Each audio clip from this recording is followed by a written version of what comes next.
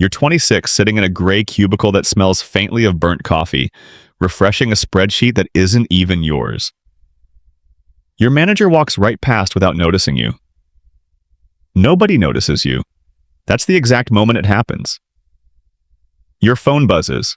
An email, not spam, not a newsletter, an invitation. A shell company you quietly set up 11 months ago, almost as a joke, just closed its first real acquisition. A tiny logistics software firm nobody else wanted. $40,000, and the numbers on the term sheet don't quite make sense until you read them a second time. It's already worth triple what you paid. Your hands go cold, not because of the money, but because of what it means. You built something invisible, and it's alive. You close the laptop at work like nothing happened. You smile at a coworker who asks if you're okay. You say you're fine. You are not fine. You're standing at the edge of something enormous, and nobody around you has any idea. That night, in your apartment with the blinds down, you open the real folder, not the spreadsheet from your day job, the one labeled Personal Projects that actually contains 11 months of quiet, obsessive architecture. An LLC in Delaware, a holding entity in Wyoming, 3 bank accounts under names that don't quite sound like yours, and a plan that started as a hobby and has since become a weapon. You think back to how it all began: $600, a domain name, and a registered agent fee. You bought a failing e-commerce brand off a burned-out founder on a forum for less than the price of a used car. You fixed the checkout flow in a single weekend. You didn't tell your friends. You didn't post about it anywhere. You let it run quietly for 4 months, and it pulled in $11,000 in profit before you flipped it for $31,000 to a buyer who never once learned your real name. That was rule 1, and you wrote it down that same week. Never be visible. The second people know what you're building, they start asking why. And why is a door that lets them in? You take the $31,000 and don't spend a single cent of it on yourself. You split it. Half goes toward a second acquisition, a directory website with decent traffic and a lazy owner. Half goes toward legal structure because you already understand something most people your age haven't figured out yet. The entity matters more than the asset. You form a holding company. Everything you buy from here forward belongs to it, not to you. You become a shadow hiding behind another shadow. 3 months later, the directory site triples its ad revenue after you rebuild the back end at 2 a.m. on weeknights. Still showing up to your day job at 9? Still nodding along through meetings about quarterly targets that feel like they belong to someone else's life entirely. You're living 2 separate timelines. In one, you're an underpaid analyst. In the other, you're quietly assembling a portfolio. By month 7, the holding company owns 4 small businesses, combined value around $210,000. You haven't told a single soul. Not your parents, not your girlfriend. Especially not her, because the one time you almost brought it up, some instinct deep in your gut told you to stop talking, and you listened. The rules multiply just as fast as the money does. Never keep more than 2 acquisitions in the same industry, so no single failure can gut you. Never let a seller meet you in person if it can be avoided, because faces get remembered, and remembered faces get talked about. Never brag, not even privately, not even alone in front of a mirror, because pride is the first leak. You start reading up on contract law at night instead of sleeping. You learn exactly what an indemnification clause actually shields you from. You learn how earnouts can quietly bankrupt an operator when the numbers are structured against them, and you make absolutely sure yours never are. You learn the difference between an asset purchase and a stock purchase, and which one hides your name more effectively. Then the first real threat shows up. The logistics software company, the same one from the opening moment, the one that tripled in value almost overnight. The seller, a nervous man in his 50s whose name you'll never bother remembering on purpose, wants more money after the deal has already closed. He claims you misrepresented the terms. He starts making calls, not lawsuits yet, just calls, to people, to a local business paper. Your name isn't attached to anything public, but your holding company's registered agent is, and that's a thread. And threads unravel. Your stomach drops the first time you realize this could genuinely collapse. Not the business. You. The identity you've spent almost a year carefully folding into darkness. You do something you've never done before. You meet him once in a parking garage that smells like motor oil and concrete at 7 a.m. before your day job starts. You bring documentation, timestamps, emails, every proof point showing the deal was clean. You're calm on the outside. Inside, your heart is running a drum solo. He listens. He goes quiet. He accepts a smaller settlement, $8,000, just to walk away. And he does. You drive to work that morning shaking, not from fear, but from something closer to hunger. You just protected something you built out of nothing, armed with nothing but paper and nerve. It's the first time you truly understand that money was never the dangerous part. Exposure is. 10 months in, the holding company crosses 7 figures on paper. $420,000 in actual liquid value if you liquidated everything today. You still live in the same apartment. You still drive the same car with the check engine light you've ignored for a full year. Because Rule 3, the one you wrote in permanent marker on the inside of your closet door where no one will ever think to look, says, never let your lifestyle become a receipt for your success. You quit your day job around month 11, not with some dramatic resignation, just a quiet 2-week notice and a story about wanting to freelance. Nobody suspects a thing. Your manager wishes you luck. You almost laugh at how easy the disguise turns out to be. Freed from the cubicle, you move faster. You acquire a small subscription-based tool that automates invoicing for contractors, paying $110,000 for it, most of that pulled from the profits of your earlier businesses. You negotiate the deal over encrypted messages with a broker who's never seen your face. Within 4 months, you've doubled its monthly recurring revenue simply by fixing onboarding friction. Most operators are too lazy to touch. This is where the psychological weight starts shifting. In the beginning, you built because you were angry at being invisible, angry at watching other people get promoted for less effort than you gave away for free. Now you build because stopping feels unbearable. You wake up at 5 a.m., not because you have to, but because your brain simply won't let you rest anymore.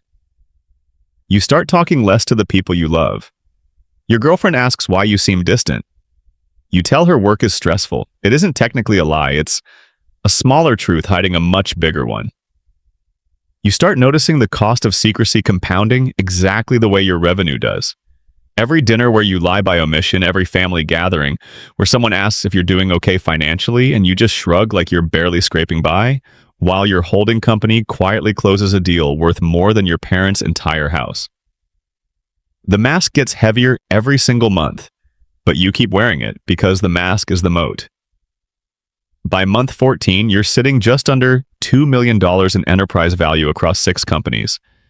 You hire your first employee, a virtual assistant in another country who has no idea what you actually own. She thinks she's helping run a small consulting agency. You tell yourself this protects her too.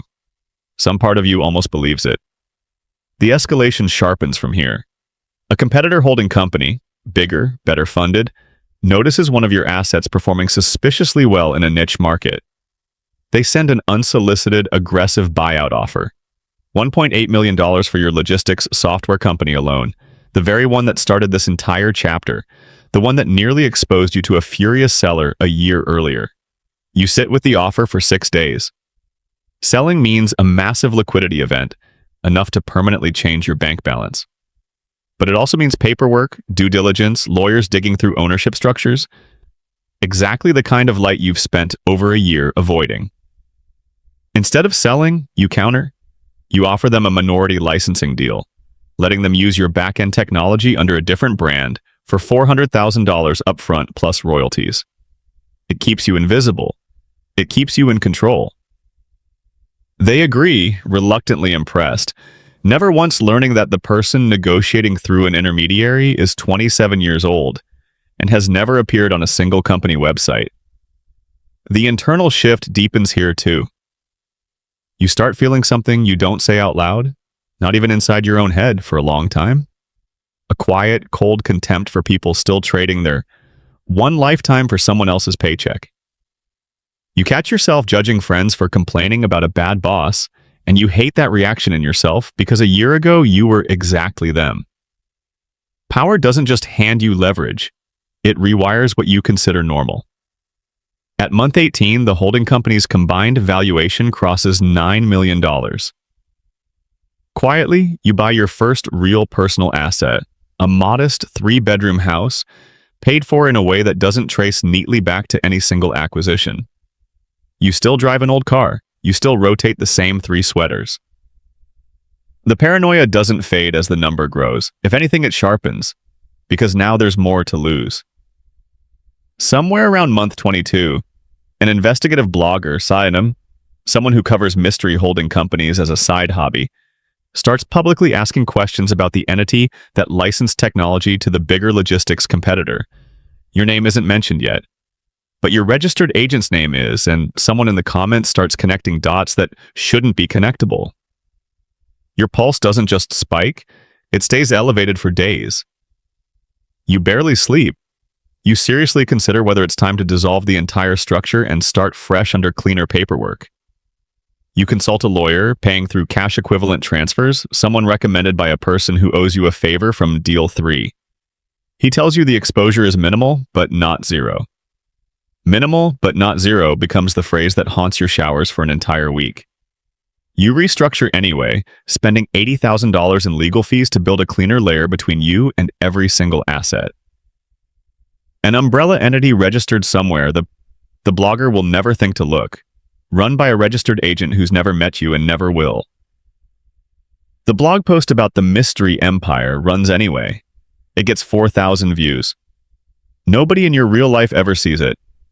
You exhale for the first time in 11 days.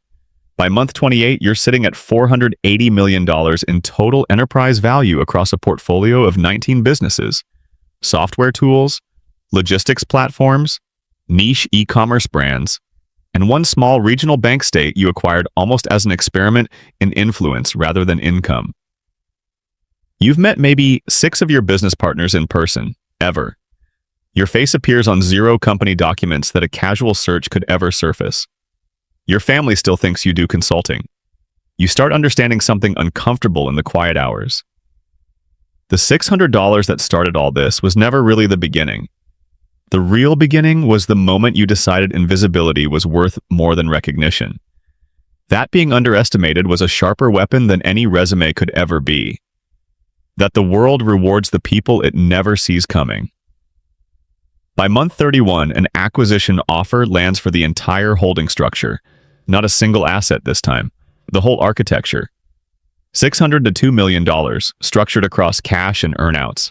From a private equity group that spent 4 months trying to figure out who actually controls everything they're buying. Your lawyer handles every phone call. Your name touches none of it. You sit in the same apartment you almost left 2 years earlier, staring at a number that used to feel like fiction, and you don't feel anything close to triumph. You feel something closer to grief. Grief for every dinner you sat through pretending to be smaller than you actually were, for every relationship that quietly starved on secrecy while the empire fed on it instead. You sign. Somewhere out there, money moves that will never trace back to your name in any headline, any interview, any public record anyone will casually stumble across. You built something worth more than most people will earn across 3 lifetimes combined, and to everyone who's ever known you, you're still just the quiet one who does something with computers. You sit there afterward in the dark, phone in hand, staring at a balance that doesn't feel real yet. And one question weighs heavier than all $600 million combined. If you could build an empire the entire world never saw coming, is the invisibility itself the real fortune, or is it the loneliest price you'll ever pay for power?